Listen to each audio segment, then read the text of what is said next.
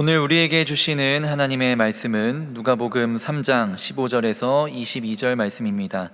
다 함께 일어나셔서 하나님의 말씀을 경청하겠습니다. 백성들이 바라고 기다림으로 모든 사람들이 요한을 혹 그리스도신가 심중에 생각하니 요한이 모든 사람에게 대답하여 이르되 나는 물로 너희에게 세례를 베풀거니와 나보다 능력이 많으신 이가 오시나니 나는 그의 신발끈을 풀기도 감당하지 못하겠노라. 그는 성령과 불로 너희에게 세례를 베푸실 것이요 손에 키를 들고 자기의 타작마당을 정하게 하사 알곡은 모아 곳간에 들이고 쭉정이는 꺼지지 않는 불에 태우시리라. 또 그 밖에 여러 가지로 권하여 백성에게 좋은 소식을 전하였으나 분봉왕 헤롯은 그의 동생의 아내 헤로디아의 일과 또 자기가 행한 모든 악한 일로 말미암아 요한에게 책망을 받고 그 위에 한 가지 악을 더하여 요한을 옥에 가두니라. 백성이 다 세례를 받을새 예수도 세례를 받으시고 기도하실 때에 하늘이 열리며 성령이 비둘기 같은 형체로 그의 위에 강림하시더니 하늘로부터 소리가 나기를 너는 내 사랑하는 아들이라 내가 너를 기뻐하노라 하시니라. 이것은 하나님의 말씀입니다. 아멘. 우리가 일평생 살아갈 때 어떤 삶의 전환점이라는 것을 우리가 겪게 되죠. 터닝 포인트라고 얘기합니다. 즉 이전에 살아왔던 내 삶과는 다른 방향으로, 다른 삶의 자세로, 다른 모습으로 살아가는 것을 우리가 터닝 포인트라고 그렇게 얘기합니다. 여러 가지 경험을 하셔서 그런 어떤 과정을 통해서 여러분 여기까지 오셨겠지만 우리의 어떤 전환점에 있어서 가장 큰 영향을 주는 것은 세례받는다는 것입니다. 사실 아무런 감격과 감각 없이 그냥 나에게 자연스럽게 시간이 되어서 세례를 받은 분들도 있지만 사실 알고 보면 이 세례를 받는다는 것은 우리에게 엄청난 충격이죠. 왜냐하면 전혀 내가 알지 못하는 새로운 세계를 받아들이는 겁니다. 이 영적인 세계를 받아들이는 거죠. 우리가 우리의 육신을 가지고는 영적인 세계를 볼 수 없습니다. 그런데 하나님 말씀을 통해서 또 성령을 통해서 영적인 세계가 있구나 하는 것을 내가 받아들이게 됩니다. 영적인 질서를 받아들이게 되고 이제는 내가 살아갈 때 육신의 질서를 따라가지 않고 영의 질서를 따라가고 하늘나라의 인생 기준을 따라서 내 인생을 결정하고 선택하는 과정 속에 들어가기 때문에 사실 우리 인생을 살아갈 때는 큰 변화가 일어나는 거죠. 그리고 절대 절망이라고 우리가 부르는 이 사망 권세를 이기고 영생함의 구원을 받는 이 놀라운 감격은 우리에게는 사실 어떻게 보면 충격적인 일입니다. 그런데 아무런 감정과 감각과 그리고 변화 없이 교회 생활에 젖은 사람들은 세례를 받는 것을 그냥 평범한 일로 여기지만 사실 알고 보면 엄청난 일입니다. 누가는 예수님의 공생애를 시작할 때 예수님께서 세례 받음으로 이렇게 시작한다는 것을 우리에게 말씀해 줌으로 인해서 예수님의 삶이 이전까지 살아왔던 삶과는 전혀 다른 이제는 공생애의 삶, 즉 하나님을 위하여 하나님의 뜻을 이루어가는 그런 삶으로 예수님의 삶이 전환되었다. 그 계기가 바로 세례였다고 그렇게 우리에게 전해주고 있습니다. 이제는 하나님의 아들로 메시아로 살아가는 삶이 시작되었습니다. 이것을 이사야 61장 1절은 이렇게 표현합니다. 주 여호와의 영이 내게 내리셨으니 이는 여호와께서 내게 기름을 부으사 가난한 자에게 아름다운 소식을 전하게 하려 하심이라. 나를 보내사 마음이 상한 자를 고치며 포로된 자에게 아름다운 소식을 전하게 하려 하심이라고 그렇게 말씀합니다. 그렇다면 왜 예수님께서는 세례를 받으셨을까요? 예수님은 불과 그리고 이게 성령으로 기름을 세례를 주시는 분이신데 왜 세례 요한의 세례를 받으셨는가? 예수님이 세례 받으실 때 세 가지 역사와 현상이 나타났거든요. 하나는 하늘 문이 열렸다고 그렇게 되어 있습니다. 하늘 문이 열렸다. 두 번째는 하늘에서 비둘기 같은 성령이 내려오셨다. 그리고 하나님의 음성이 들렸다. 이 세 가지에 나타난 현상들을 보여주시면서 하나님께서 이 예수님의 세례에 직접 역사하신 것을 우리에게 말씀해 주고 있습니다. 자, 예수님이 그러면 받은 이 세례와 오늘 내가 받은 이 세례, 내가 받을 또 세례가 어떤 의미가 있는가 하는 것을 되새겨 보면서 여러분 속에 세계의 세례를 받음에 대한 그 무게를 좀 무겁게 느끼시고, 정말 이것이 세례 받음이었구나, 나도 모르게 받았는데 이런 의미가 있구나 하는 것을 여러분이 깨달으면서 정말 우리가 세례 받은 자처럼 그렇게 살아가는 변화가 있었으면 좋겠습니다. 첫 번째, 세례 받는다는 그 의미는 내면의 고백이 외적으로 나타나는 삶의 시작입니다. 내면의 고백이 외적으로 나타나는 삶의 시작이라는 것입니다. 21절에 보니까 백성이 다 세례를 받을 새 예수도 세례를 받으시고 기도하실 때에 하늘이 열리며 라고 말씀합니다. 예수님은 백성이 세례 요한의 세례를 받을 때에 세례요한을 통해서 세례를 받습니다. 자, 예수님이 메시아신데 왜 세례 요한의 세례를 받으셨을까 하는 문제를 제기하는 분들이 많습니다. 그런데 많은 학자들이 공통적으로 얘기하는 것은 예수님께서 세례를 받으셨다는 사실은 요한의 사역, 세례 요한의 사역과 세례 요한이 전한 예언의 말씀을 인정해 주시기 위한 것이라는 것을 말씀하고 있습니다. 쉽게 말하면 요한의 사역은 무엇입니까? 자기의 사역은 메시아를 증거하기 위해서 온 사역이라고, 내 뒤에 오신 분은 나보다 훨씬 더 크고 놀라우신 메시아라고, 그리고 그분은 불과 성령으로 세례를 주신 분이라고 그렇게 외쳤던 그 예언 말씀이 옳다고 인정하기 위해서 예수님은 세례를 받으신 것을 보게 됩니다. 그렇다면 예수님이 받으셨던 세례 요한의 세례는 당시에 어떤 세례였는가 하는 것을 우리가 살펴볼 수 있습니다. 유대교의 역사가 있는 오래된 요세푸스라는 사람이 유대교 전쟁사라는 그 책에서 그렇게 얘기합니다. 이스라엘은 세 파가 있었는데, 여러분 잘 아는 바리새파, 그 다음에 사두개파 있었는데, 잘 여러분이 익숙하게 듣지 못했던 에세네파라는 것이 있었습니다. 이분들은 좀 외골수적인 신앙을 갖고 있다고 볼 수 있죠.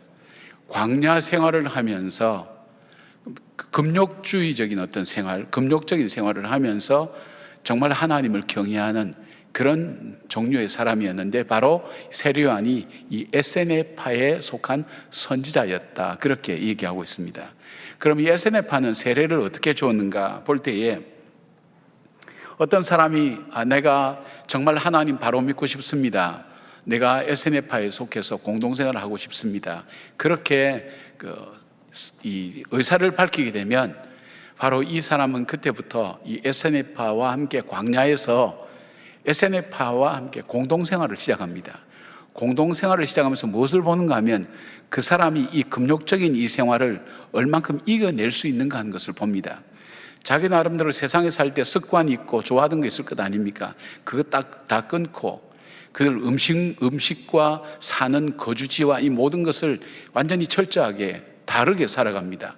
바로 메뚜기와 석청을 먹고, 그 다음에 약대 털옷을 입고, 그 다음에 광야에서 살아가는 삶, 굉장히 고달프고 힘든 삶이죠. 이런 삶을 살 수 있는지 정말 이것을 1년 동안 지켜보게 됩니다. 그리고 이 사람이 거기에서 합격을 하게 되면 이제 정결 예식을 행하게 됩니다. 정결 예식을 행하면서 그것으로 끝나는 것이 아니라 2년 동안을 무엇을 보는가 하면 이 사람의 성품이 우리와 공동생활하면서 바뀌어가고 있는가 하는 것을 보게 됩니다. 에세네파가 되었다는 것을 표시하는 마지막 최종적인 것은 공동식사를 하는 건데, 그 전까지는 공동식사에 초청을 받지 못합니다. 근데 공동식사를 이 과정을 거쳐서 하게 되기 전에 서약을 하게 됩니다. 이 서약은 크게 10가지 정도 되는데 3가지로 압축하면 나는 하나님만을 경외하며 살겠습니다. 그리고 나는 사람들에게 공의를 베풀겠습니다. 세 번째는 나는 에세네파의 규칙을 잘 지키겠습니다. 그 서약을 하고 난 다음에 비로소 에세네파에 들어와서 정말 세례를 받은 사람의 삶을 살게 되는 것을 보게 됩니다. 오늘날의 세례도 이런 의미를 담고 있다고 생각합니다. 사실 세례가 우리가 초기에는, 우리 한국에 복음이 전래된 초기에는 아주 철저했습니다. 그래서 학습이라는 걸 거치게 하고 그 과정을 통해서 사람을 살펴본 다음 세례라는 것을 주었습니다.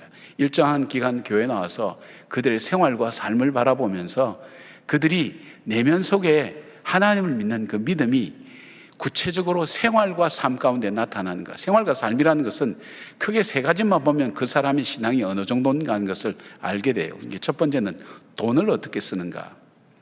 정확합니다. 돈을 어떻게 쓰는지. 그 다음에 시간을 어떻게 쓰는지. 이 두 개. 그리고 또 하나 있다면 인간관계를 어떻게 하는지. 세 가지를 보면 그 사람의 현주소를 알게 됩니다. 제가 미국에 있으면서 한번 놀랬던 것은, 제가 미국에는 이 철저하게 이 재정에 대한 부분을 해야 되기 때문에 이 컴퓨터로 이렇게 재정을 체크하는 프로그램이 있었어요. 프로그램 하고 나면 한 달 지나고 나면 통계가 쫙 나옵니다. 나오는데 보니까 돈을 어디에 몇 퍼센트 썼는지, 시간을 어디에 몇 퍼센트 썼는지, 누구를 만났는지 통계가 쫙 나오게 돼 있어요. 제가 생각하는 나하고, 제 스스로 저하고 실제 나타난 나하고 다르더란 말이에요. 그러니까 여러분들도 잘 생각해 보시기를 바랍니다. 정말 내가 믿는 이 믿음이 내 생활 속에서 구체적으로 어떻게 나타나고 있는가 하는 것을 살피고 그것이 공동체에 검증이 되어야 됩니다. 그래야 세례를 받고 그리고 이 교회 공동체 속에 들어왔던 것을 우리는 보게 됩니다. 로마서 10장 10절에는 이렇게 말씀합니다. 사람이 마음으로 믿어 의에 이르고 입으로 시인하여 구원에 이르느니라 말씀합니다. 사람이 자기 마음에 있는 것과 실제 입술로 말하는 것과 행동하는 것은 다릅니다. 그리고 야고보서 2장 26절을 세 번역으로 읽어드리면 영혼이 없는 몸이 죽은 것과 같이 행함이 없는 믿음은 죽은 것입니다 라고 그렇게 말씀합니다. 이것은 뭘 얘기하는가 하면 내가 마음으로 아무리 믿었다, 내 속에 내 안에 믿음이 있다는 거예요. 이 믿음이 어떻게 나타나야 되느냐, 내가 입술로 고백을 할 수 있어야 됩니다. 많은 사람 앞에서 고백할 수 있어야 됩니다. 그리고 이것이 문제가 아니라 이것에서 그치는 것이 아니라 내가 살아가는 삶이 공동체 안에서 인정을 받아야 된다는 것입니다. 영혼이 없는 몸이 죽은 것처럼 행함이 없는 믿음은 죽었다. 내 믿음이 믿음의 삶으로 나타나지 않으면 실제적으로 그 사람은 믿는 사람이 아니라고 볼 수도 있다는 사실을 말씀하고 있습니다. 그러기에 우리에게 주어진 이 구원이라는 것, 이 세례라는 것이 결코 쉬운 것이 아니라는 것. 우리는 저절로 그냥 내가 예수 믿겠습니다 하면 세례를 받기 때문에 너무 쉽게 생각하는데, 그러나 우리가 이 구원을 받기 위해서 치러야 될 대가는 엄청나게 크다는 것을 여러분 아셔야 됩니다. 하나님의 아들이 우리가 지은 죄와 허물을 다 뒤집어 쓰고 십자가에서 모진 고난과 고통을 당하시면서 그 죄값을 다 치루어내셨습니다. 그래서 예수님이 십자가에서 7마디에 말씀을 하셨는데 그 중에 한마디가 테텔레스타이, 다 치루었다, 속량했다. 우리의 죄값을 다 치루었습니다. 그 죄라는 것은 무서운 겁니다. 십자가를 볼 때마다 두 가지를 우리가 생각하라 그랬죠. 하나는 죄의 저주가 얼마나 무서운가 하는 것을 우리가 이 십자가를 보면서 깨달아야 됩니다. 그 또 하나, 그 죄를 대신 속량해 주신 하나님의 사랑이 얼마나 큰가 하는 것을 십자가를 볼 때마다 우리가 깨달을 수 있어야 되는 겁니다. 너무나 쉽게 주어진 구원이라고 생각하는데 그렇지 않습니다. 나에게 주어진 이 구원은 정말로 예수 그리스도의 피값을 치르고 나에게 선물로 주어진 것이라는 것을 받아들이게 될 때 이것이 그렇게 쉽게 다루어지지 않습니다.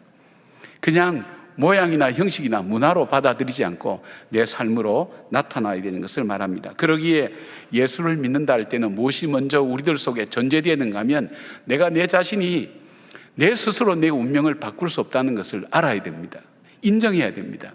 나는 내 인생의 내 운명을 바꿀 수 없어. 그리고 죽는 것은 한번 정하신 이치되 그 후에는 심판이 있고 심판 후에는 내가 어떻게 살았냐에 따라서 영원한 형벌 가운데 갈 수밖에 없는 것이 내 운명이었는데 이 운명을 바꿀 수 없는 절대적인 절망이 내 속에 먼저 찾아와야 됩니다. 아, 나는 별 수 없는 인간이구나. 나는 멸망당할 수밖에 없는 죄인이구나 하는 것이 내 속에 들어옵니다. 그리고 그 다음에 찾아오는 것이 이 복음을 듣고 정말 나를 구원해 줄 분은 예수 그리스도 한 분 외에는 없구나 하는 것을 인정하고 받아들이는 겁니다. 정말 예수님만이 나를 구원해 주실 수 있고 내 죄를 사해 주실 수 있습니다. 예수님이 십자가에서 피 흘리신 그 피값은 나의 죄와 허물을 위하여 치르신 대가입니다는 것을 내가 고백할 수 있어야 됩니다. 그 고백이 전제가 됩니다. 그리고 그 고백 다음에 어떤 삶입니까? 그 죄 용서 받은 하나님의 사람으로 어떻게 살아가느냐 하는 것이 우리에게 주어진 삶의 과제인 것을 보게 됩니다. 사랑하는 여러분, 세례는 이만큼 중요한 것입니다. 그래서 내가 마음으로 믿고 내가 믿는다고 입술로 말하고 얘기하는 것만이 아니라 마음으로 믿을 뿐 아니라 입술로 고백하고 삶을 통해서 증거되고 나타나는 것을 생각한다면, 여러분은 세례를 받기 전과 세례를 받은 후에 어떤 삶의 변화가 있었는지 한번 생각해 보십시오. 그리고 나는 정말 진짜인가 가짜인가 한번 스스로에게 질문을 해 보십시오. 그리고 여러분도 한번 체크를 해 보십시오. 여러분이 돈 쓰는 것과 시간 쓰는 것과 인간관계를 어떻게 대하는가 하는 것을 조용히 분석해 보시면서, 여러분이 여러 이론을 따라갈 수도 있고 여러 사람의 말을 따라갈 수 있지만 더 정확하게 여러분께서 말씀에 근거해서 한번 여러분 자신을 체크해 보십시오. 그러면 나는 누구인가, 어디까지 있는가 하는 것을 분명히 알게 될 것입니다. 오래 믿은 것이 중요하지 않습니다. 직분이 중요하지 않습니다. 삶의 변화가 정말 내 생활을 통해서 예수 그리스도께서 내 삶의 주인이시고 나의 구세주라는 사실을, 그 믿는 그 믿음의 삶이 어디에서 어떤 부분으로 나타나는가 하는 것을 여러분이 한번 점검해 보면서, 세례라는 의미, 바로 마음으로 믿고 입으로 시인할 뿐 아니라 삶을 통해서 증가하는 삶이라는 것을 여러분이 깨닫고, 예수님이 받은 그 세례가 결코 가벼운 세례가 아니라 바로 이런 SNF파의 이런 것에 근거한 삶으로 증명된 그 일들을 통해서 베풀어지는 세례라는 것을 기억하시면서 우리의 세례도 그런 예수님과 같은 의미를 갖기를 바랍니다. 두 번째로 볼 수 있는 것은, 세례를 받으면 뭐냐? 땅에 속한 백성이 하늘에 속한 백성이 되는 일입니다.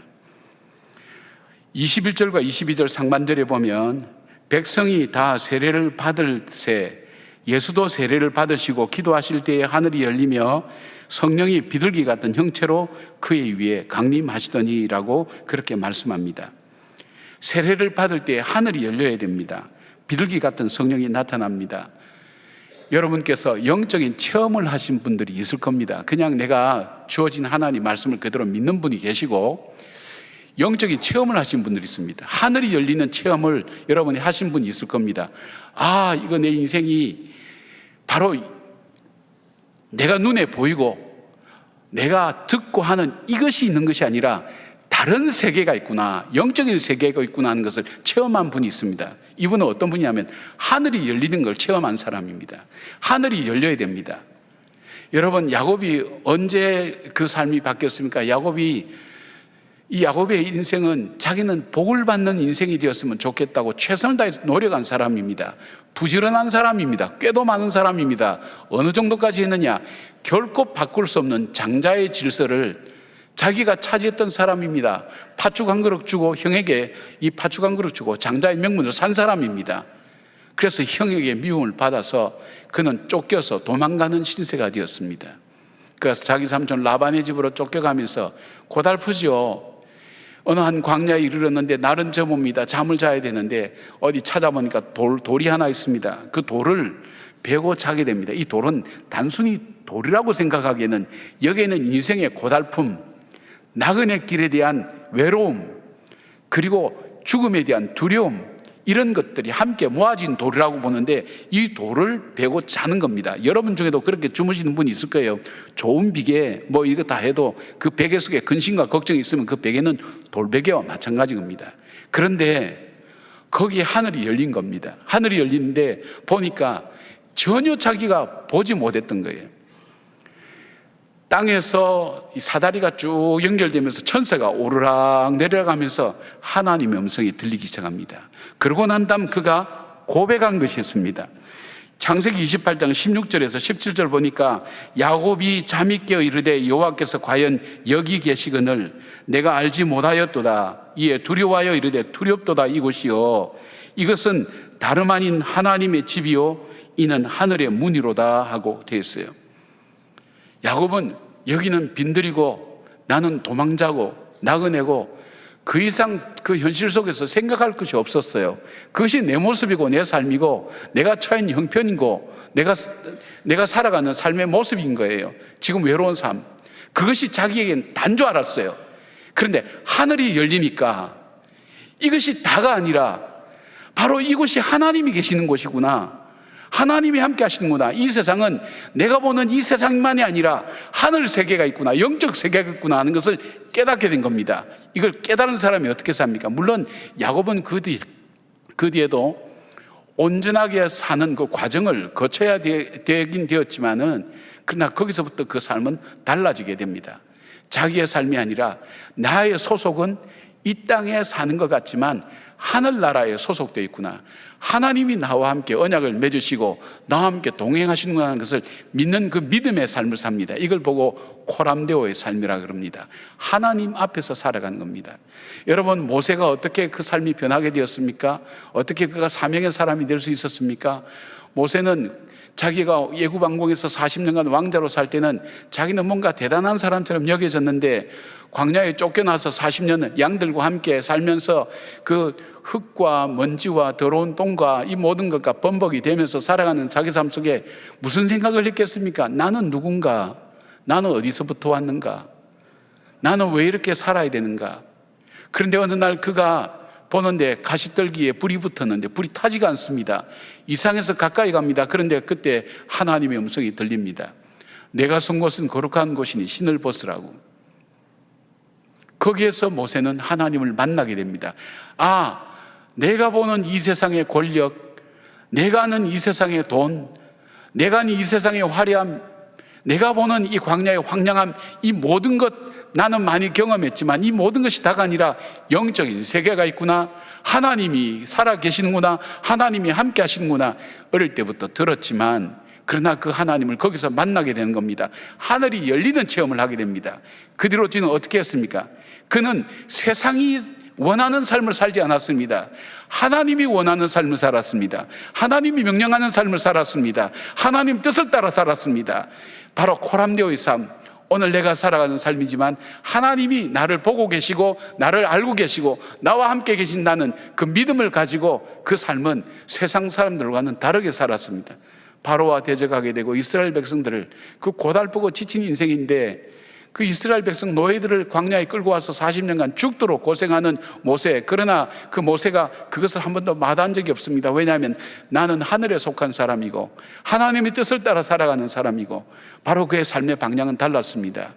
삶의 모습이 달랐습니다. 하나님 앞에서 살아가는 삶입니다. 성경에 나오는 모든 사람이 다 그렇습니다. 요셉도 마찬가지입니다. 그가 꿈을 꾸고 난 다음, 다윗은 그가 사무엘의 기름을 붓고 난 다음 하늘이 열리는 경험을 하게 됐습니다. 내 삶이 단순한 삶이 아니라 하나님이 보고 계시는 삶이구나.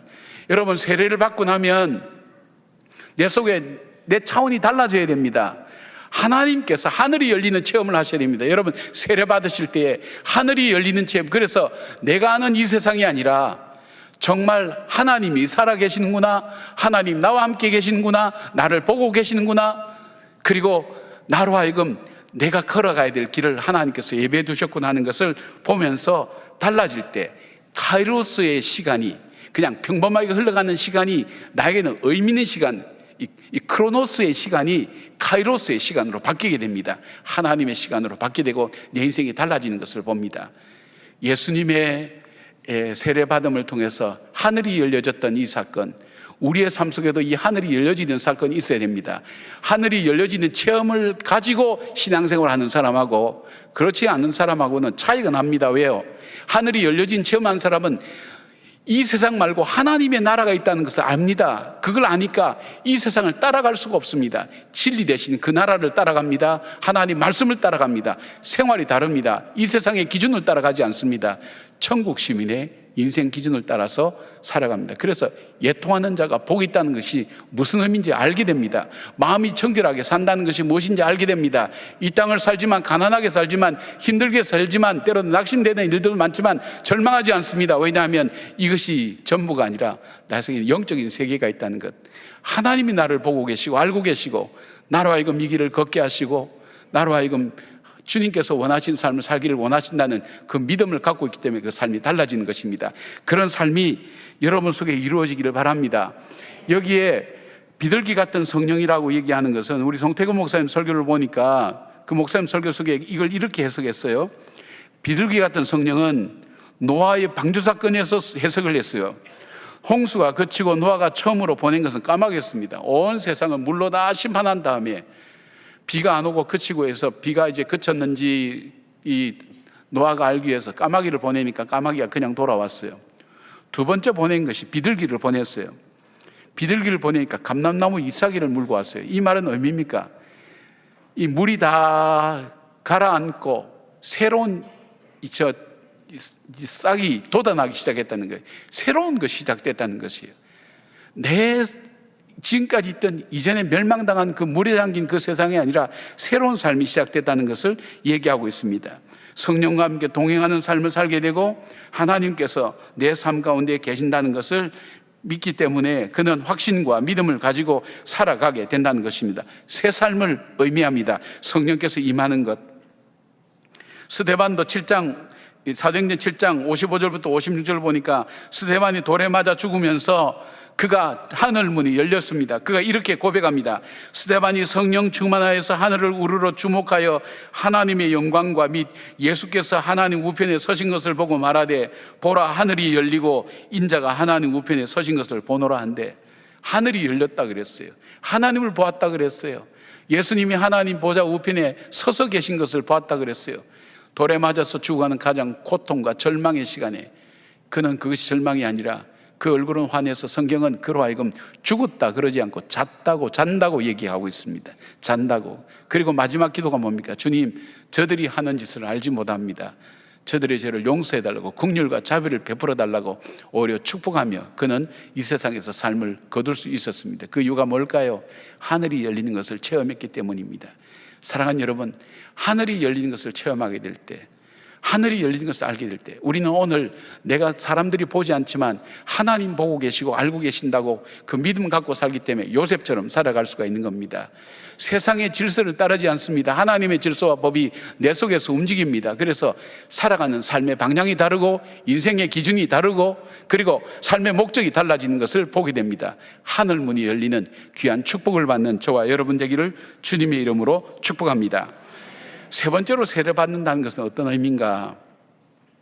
세상의 소리를 듣던 사람들이 하늘의 소리를 듣는 백성이 된다는 것입니다. 22절 보니까 성령이 비둘기 같은 형체로 그에게 강림하시더니 하늘로부터 소리가 나기를 너는 내 사랑하는 아들이라 내가 너를 기뻐하노라 하시노라, 그렇게 말씀하고 있습니다. 이것은 시편 2편 7절하고 연결됩니다. 내가 여호와의 명령을 전하노라 여호와께서 내게 이르시되 너는 내 아들이라 오늘 내가 너를 낳았도다라는 말씀입니다. 이것은 왕을 세울 때에 선포되는 말씀인데 원어상으로 보면 너는 내 아들이라, 이것이 단순히 아들이 아니라 너는 내 외아들이라, 하나밖에 없는 아들이라 이 뜻이고, 내가 너를 기뻐하느라, 이 기뻐한다는 이 의미는 시제가 없습니다. 이 말은 뭡니까? 과거에도 기뻐했고 현재도 기뻐했고 그리고 앞으로도 기뻐한다는 그런 뜻입니다. 바로 하늘로부터 음성이 들려서 하나님 음성이 들렸습니다. 그 음성을 듣고 삽니다. 그 음성은 두 가지입니다. 첫째, 정체성입니다. 너는 누구냐? 너는 누구냐? 나의 외아들이다. 나는 하나님의 아들이다. 이 정체성을 하나님께서 주시는 겁니다. 여러분, 사람이요, 모든 것 다 가져도 스스로 불행하게 생각하는 사람은 왜 그런지 아십니까? 왜 마약을 하는지 여러분 아십니까? 여러분, 저는 이해가 안 되는 부분들이 몇 가지 있어요. 모든 것 다 가진 사람이 뭐가 부족해서 마약을 해요? 뭐 더 큰 걸, 사람들이 환호와 그걸 보기 위해서 그렇게 합니까? 어떻게 합니까? 그러나 그 속이 채워지지 않는 것이 있어요. 왜일까요? 그에게는 모르는 것이 있기 때문에 그래요. 모르는 것이, 자기가 누구인지를 모르는 거예요. 자기가 왜 산지를 모르는 거예요. 자기에게 주어진 사람들의 환호와 사람들이 좋아하는 바로 그것이 자기의 삶인 걸로 착각하는 거예요. 방황하는 거예요. 모든 것 다 갖춘 사람인데 자기가 누군지 모르는 사람은 그 방황하는 거예요. 그러나 내가 가진 것이 없다 할지라도, 내가 연약하다 할지라도 내 속에 나는 누구라는 이 정체성이 분명하면 흔들리지가 않아요. 이 세상 가운데 어떤 것도 흔들리지 않아요. 어떤 아이가 공부를 하는데 공부를 아마 부모님은 잘했는데 자녀는 공부를 안 하는 모양이에요. 그래서 아버지가 화가 나서 얘기합니다. 너 다시 한 번만 더 60점 밑으로 점수 받아보면 넌 내 자식이 아니야. 이렇게 아주 단호하게 따끔하게 야단쳤답니다. 그러던 어느 날 이 아들이 찾아왔답니다. 무릎을 딱 꿇더니 아저씨 죄송합니다. 보니까 50 몇 점 받아왔더래요. 여러분, 우리의 정체성이 그거 아니지 않습니까? 그 아이들은 흔히 생각할 때 자기가 잘하면 아빠가 나를 사랑할 거고 못하면 나를 미워할 거야 생각하는데, 한 번은 그렇게 묻는 아이한테 그렇게 얘기했다는 것입니다. 아들아, 나는 너가 잘하면 기뻐하면서 너를 사랑해.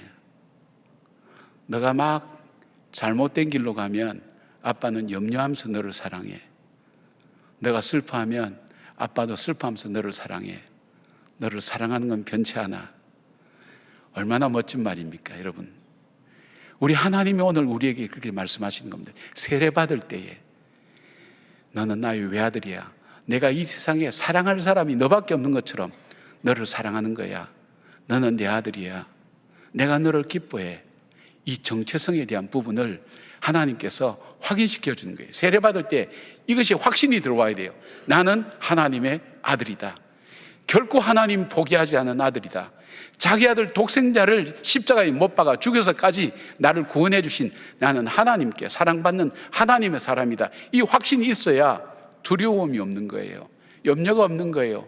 용서할 수 있는 거예요. 왜? 모든 것을 다 가지고 있기 때문에. 이 정체성에 대한 부분입니다. 예수님께서 그런 말씀하셨어요. 바로 너는 내 아들이라 그럴 때에 요한복음 4장 33절에 34절에 이런 말씀했어요. 예수께서 이르시되 나의 양식은 나를 보내신 이의 뜻을 행하며 그의 일을 온전히 이루는 이것이니라. 자기 정체성에 대한 일이 분명해요. 정체성은 뭐를 만드냐 하면 사명을 만들어요. 사명. 내가 무엇을 해야 될 것인가를 알게 만드는 것이 정체성이에요. 정체성이 흔들면 사명감이 흔들리는 거예요. 삶에 있어서 내 삶의 목적을 잃어버리는 거예요. 방향을 잃어버리는 거예요. 인생의 기준이 비틀어지는 거예요. 그러나 이 사명이 분명한 사람, 정체성이 분명한 사람은 자기 사명이 분명한 거예요. 내가 오늘 왜 살아야 되는지, 왜 일을 해야 되는지에 대해서 확신을 가지고 살아가는 거예요. 확신 가지고 살아가니까 두려움이 없어요. 염려가 없어요. 담대하게 살아갈 수가 있는 거예요. 어린 사무엘은 하나님 음성을 3번이나 듣습니다. 사무엘에 있었던 그 환경은 어떻습니까? 비록 성전에 있었지만 엘리 제사장은 말씀이 흐려져서 말씀이 희미해서 말씀이 없었어요. 제사장이면 말씀이 없었어요. 엘리의 아들 홈리와 비누아스는 음란했어요.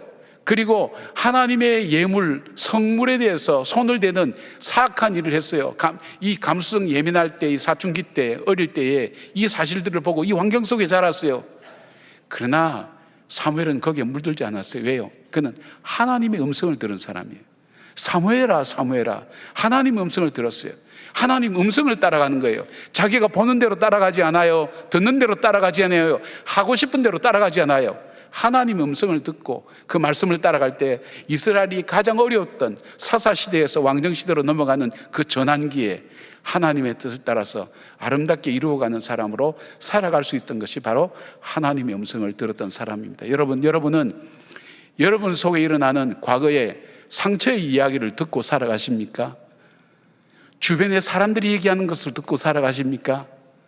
내 마음속에 생각이 떠오르는 것을 듣고 살아가십니까? 무엇을 듣고 살아가십니까? 매스컴의 얘기를 듣고 살아가십니까? 아닙니다. 하나님 음성을 들으셔야 돼요. 나에게 세워진 하나님께서 분명히 말씀하신, 그리고 너는 내 아들이라는 곳에 뭘 볼 수 있어요? 관계를 주님은 말씀하고 계신 거예요. 너라는 것은 나라는 걸 전제로 하고 있어요. 나와 너는 세상에서 가장 가까운 관계예요. 너는 나와의 우선순위의 관계를 갖는, 나에게 있어서 우선순위는 너야. 너에게 있어서 우선순위는 나가 되어야 돼. 그 말씀이 들어있는 거예요. 너는 나의 아들이라, 나의 아들이라. 나에게 있어서 가장 우선순위의 관계는 하나님이에요. 세상에 다른 어떤 것도 아니에요. 하나님이 내 삶의 우선순위예요. 내 자녀도 아니에요. 내가 사는 가족도 아니에요. 이것보다도 더 우선순위가 있다면 바로 하나님이 나에게 있어서 가장 우선순위라는 것을 우리에게 말씀하고 있는 거예요. 세례받았다 할 때 내 삶의 우선순위는 하나님이다. 그리고 나는 하나님의 자녀다. 이 정체성이 분명할 때 흔들리지 않는 것입니다. 예수님은 바로 그 말씀을 듣고 십자가에 이르기까지 하나님 말씀에 순종하면서 끝까지 주님의 뜻을 이루었던 사람인 것을 보게 됩니다.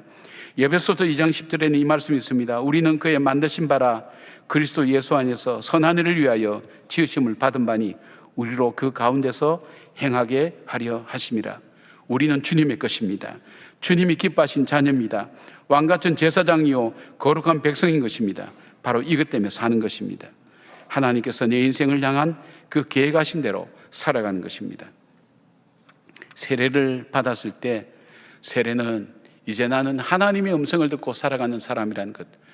그렇다고 어디 가서 산에 가서 이상한 거 듣고 와가지고 뭐 그랬다 그러잖아요. 정신병원에서 그랬다 그러잖아요. 나는 예수다 맨날 그러고 돌아다니니까 2층에서 한 녀석이 보고 있다가 나는 너를 보낸 적이 없노라. 그게 그거죠. 마찬가지죠.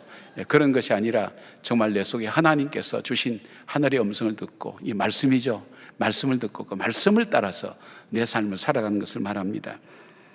이 김동찬 목사님이라는 분이 촉촉퀴즈라는 그 프로그램을 하는데 거기에서 소개하는 이야기가 있습니다. 로버트 조지 영이라는 유명한 배우가 주연하는 아버지는 최선의 길을 아신다라는 드라마가 있었다 그래요. 이게 1954년도에 미국에서 방영됐는데 그 당시에는 인기가 폭발적이었다는 거예요. 근데 이 로버트 조지 영이라는 사람이 아주 이 드라마에서는 이상적인 아버지의 역할을 하면서 사람들의 인기를 많이 끌었어요. 근데 이 아버지가 실제 집으로 돌아와서, 로버트 영이 실제 집으로 돌아와서 10대 딸이 그에게 이런 질문을 했어요. 아빠는 TV 드라마에서 보면 골치 아픈 가정 문제를 척척 해결해 가면서 어째 집에서는 바보처럼 엄마 치맛자락만 붙잡고 다녀요? 그렇게 아이가 물었다 그래요. 아빠가 무슨 얘기를 할까요? 아빠가 이렇게 대답했다 그래요. TV 드라마에는 좋은 대본 작가가 있어서 그래. 그렇게 대답했다는 거예요. 내가 그렇게 하고 싶어서 하는 게 아니라 그걸 그렇게 적어주는 대본 작가가 있기 때문에 그렇게 한다고 그렇게 얘기한 거예요. 맞아요. 내 삶에 있어서 내 인생을 정말 아름답게 만들어주는 작가가 있어요. 하나님이세요. 하나님 예비한 길이 있어요. 그 길이 있기 때문에 내가 인간의 눈으로 볼 때, 인간의 생각으로 볼 때는 힘들고 어렵게 보여도 하나님께서 내게 최고의 길을 예비해 두셨어요. 최상의 길을 걷게 하세요. 그리고 나로 하여금 그 길을 걷게 하시면서 힘주시고 동행해 주신다고 약속하셨어요. 우리는 지금 잘 몰라요. 하나님 나라 가야 우리가 알 수가 있어요. 우리가 지금은 거울을 보는 것처럼 희미하나 그때는 아버지께서 나를 아신 것 같이 우리가 온전히 안다 그랬어요. 우리가 천국 가면 물어볼 거 많죠, 여러분. 저도 하나님께 물어볼 거 참 많아요. 여러분은 왜 예배 시간만 되면 주무시는지 한번 물어보려고 해요. 잠이 안 오도록 이렇게 시끄럽게 얘기하는데도 그 소음을 뚫고 깊은 잠에 들어가는 보면 무한한 평안함을 느끼면서 저분은 분명히 하나님 주신 잠 아니면 저렇게 주무실 수가 없다 인정하기로 했어요. 계속 주무세요. 이제 깼다가 다시 또 주무셔야 돼요. 사랑하는 여러분, 예수님의 세례는 우리에게 시사하는 바가 있어요. 세례를 받을 때에 우리에게 주어진 것, 절대 싼 구원이 아니다는 것, 비싼 대가를 치렀다는 것을 우리가 아셔야 돼요. 그래서 내 죄를 위해서, 내 허물과 죄를 위해서 십자가에서 하나님의 아들이 내 죄의 대가를 치르셨다. 바로 그 일이 나를 구속해 주셨다는 사실을 먼저 기억하고 살아야 돼요. 그리고 또 있다면 하늘이 열리는 축복. 그는 오늘 내가 살아갈 때 내가 단순히 눈에 보이고 귀에 들리는 대로 살아가는 것이 아니라 하늘이 열려 있고 하나님이 보시고 알고 계시고 그리고 나를 인도해 가신다는 그 사실, 그리고 내 삶 속에 그 길을 따라갈 때 정말 새싹이 돋아나는, 감람나무 잎이 돋아나는 것처럼 내 삶 속에 전혀 알지 못하는 새로운 삶이 내 인생 속에서 일어난다는 확신, 그리고 나는 하나님의 자녀라는 것, 하나님이 결코 포기하지 않는 자녀라는 것, 그리고 그 하나님이 내 삶을 인도해 가신다는 것, 그 믿음을 다시 한번 붙들고 확신하면서 세례받은 여러분, 정말 세례받은 사람처럼 살아가는 하나님의 백성 되기를 주님의 이름으로 축복합니다. 아멘. 기도하겠습니다. 하나님, 그렇습니다. 우리는 눈에 보고 귀에 듣는 것, 이것이 전부라고 생각합니다. 그러나 눈을 들어 우리의 영안이 열려질 때 하나님이 우리를 보고 계시고 알고 계시고 우리가 영적으로 얼마나 존귀하고 귀한 존재인가 하는 것을 알게 됩니다.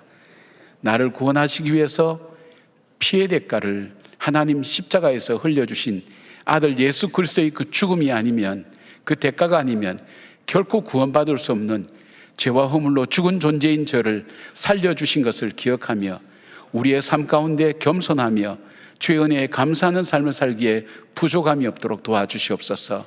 오늘도 나는 주님께 속한 사람이라는 것을 알게 하시고, 오늘 내가 가는 길이 외롭고 힘들고 야곱처럼 지치고 나그네의 인생처럼 보인다 할지라도 여기도 하나님이 계신다는 그 고백처럼 이 고난 가운데도 함께 계신 하나님, 나와 동행하신 하나님, 내 삶을 지금도 계획하시고 설계하시고 인도해 가시는 그 하나님을 믿는 그 믿음으로 담대하게 일어서서 걸어가게 하여 주시옵고, 하나님 구름 기둥과 불 기둥으로 내 갈 길을 인도해 오셨고 만나와 메추라기로 먹이시는 그 주님을 다시 한번 고백하게 하시며, 나로 하여금 하나님께서 예비하시는 복된 길로 인도하시는 그 주님을 고백하는 저희들 되게 하여 주시옵소서. 예수님의 이름으로 기도드리옵나이다. 아멘.